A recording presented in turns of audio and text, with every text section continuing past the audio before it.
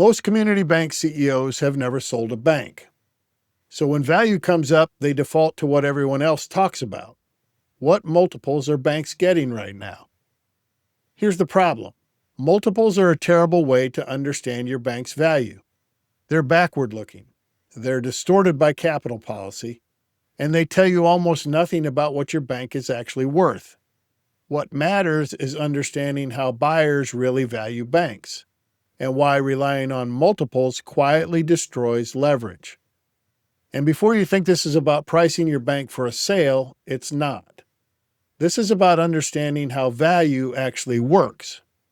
Because the CEO who understands valuation has leverage. The CEO who only knows multiples gets bullied. I'm Knutson. I founded and led a community bank as CEO and chairman. I've been in your seat through every phase of a bank's life cycle. That perspective is what you'll hear every episode. Here's how this always goes. Someone asks, "What are banks trading for?" Someone answers, "I heard a bank sold for 1.8 times book." And immediately, CEOs start doing the mental math. That math is wrong, and let me show you why. Two banks, same size, same assets, same buyer.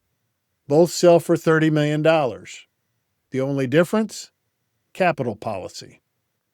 Bank A has lower equity. Bank B has higher equity. The result? Bank A sells for 1.88 times book. Bank B sells for 1.36 times book. Same price, same dollars to shareholders, wildly different multiples. Multiples don't drive value. They're the result of a transaction, not the cause. When someone says banks are trading at 1.8 times book, that number is meaningless without context. I believed in multiples too until I founded my own bank. When you raise capital, you model investor returns.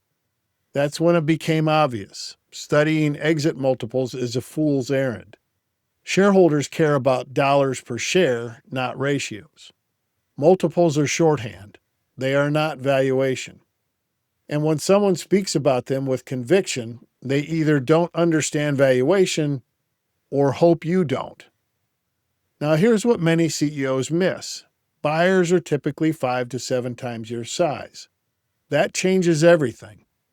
Your lending limits expand. Participations can come back on the balance sheet. Fee businesses can scale. Mortgage units can grow. Those earnings don't exist yet, but they exist because of what you built, and that's what buyers are paying for. Not just what you earn today, but what they can do with what you've built. This is where leverage begins. There are 5 valuation approaches. Each produces a different number, and that's the point. 1, the drive-by approach. Multiples, fast, lazy, and a negotiation tactic. 2, the competitive approach. We're better than them. Emotion, not analysis. 3, the relative value approach. Comparable transactions creates a range. 4, the intrinsic value approach. Discounted cash flow.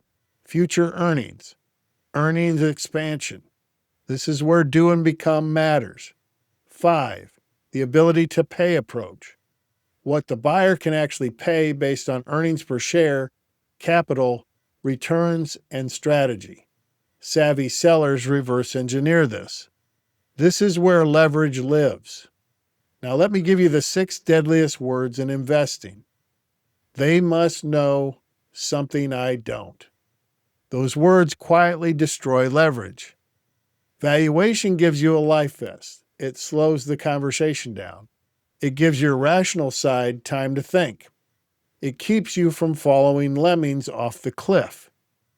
When a buyer says comps show 1.4 times to 1.6 times, you say, let's talk about intrinsic value and ability to pay.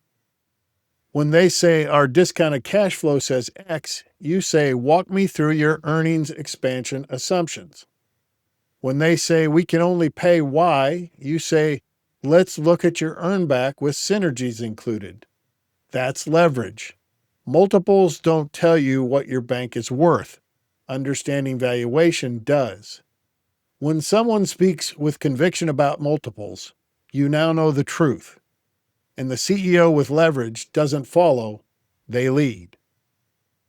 If you'd like a clearer sense of how positioned your bank is today, I've created the Community Bank Value Strategic Readiness Score.